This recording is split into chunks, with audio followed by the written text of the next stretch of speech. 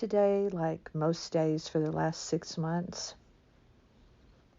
I had nestled into the greatly overstuffed chair in Cora's modest apartment. Modest but lovely apartment. There was the lingering aroma of cigarettes. She didn't smoke in my presence, but she smoked enough where you could tell that she tried to cover it with all sorts of room deodorizers. Did a pretty good job, but the thing about smoking is it is invasive and you can't really cover it up too much, but I didn't mind because every day that I spent with Cora in the afternoon, I always arrived around 3 to 4 o'clock because I knew it was that in-between time in her day. She had finished her lunch, her soap operas, but it was before dinner. I hadn't really known Cora that long.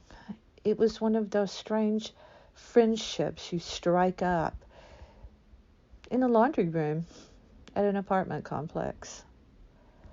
Being older than me, I yielded to her knowledge when she would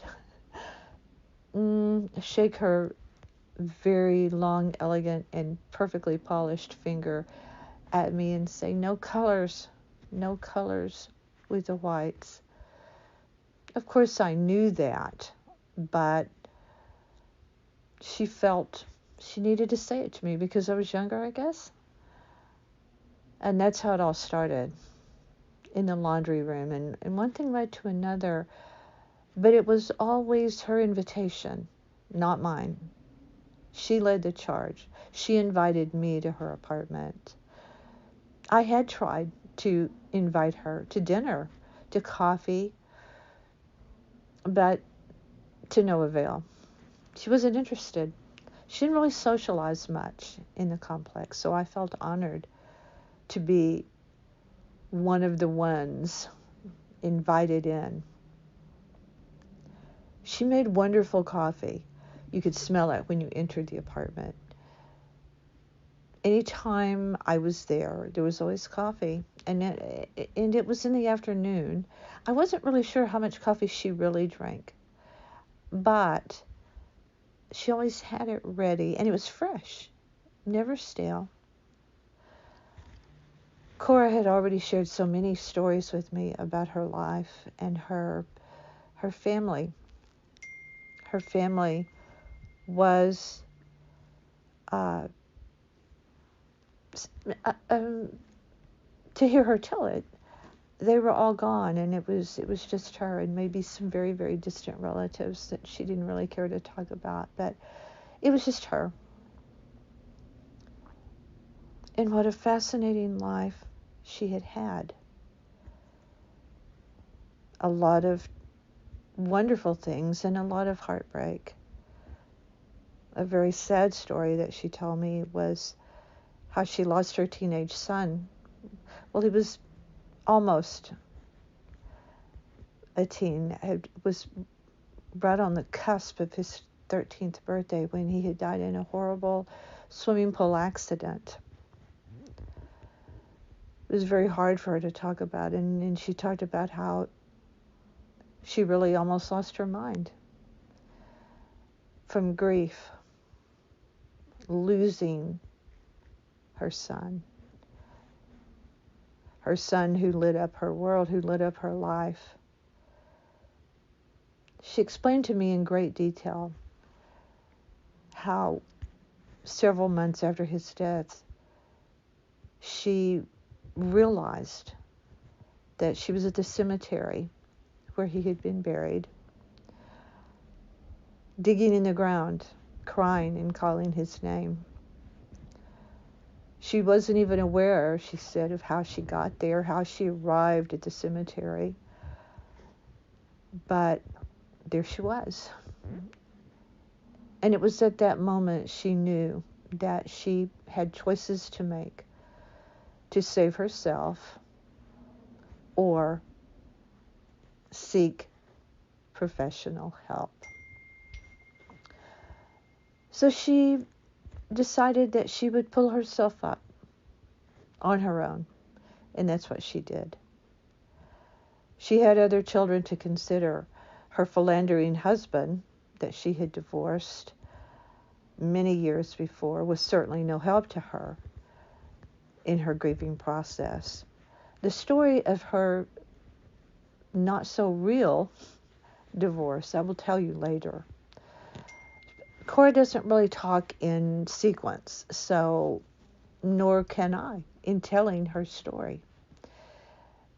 She hops around from decade to decade, and I like it that way. I definitely like it that way. But the story of her son, his name was Guy, and that was heartbreaking for me to hear. But I had no words of comfort for her. I just listened. His name was Guy Christopher, and she never really got over his death.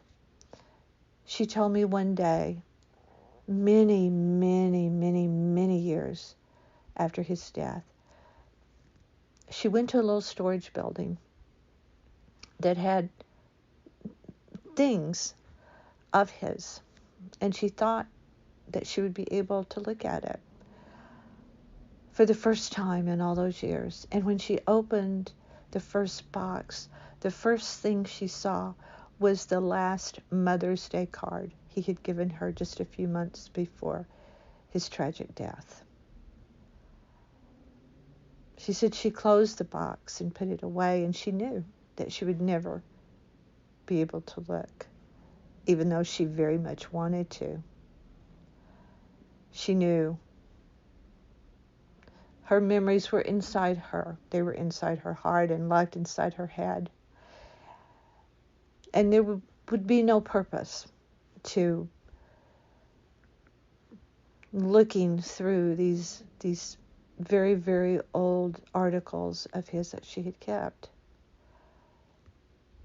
What do you say to a mother that tells you a story like that?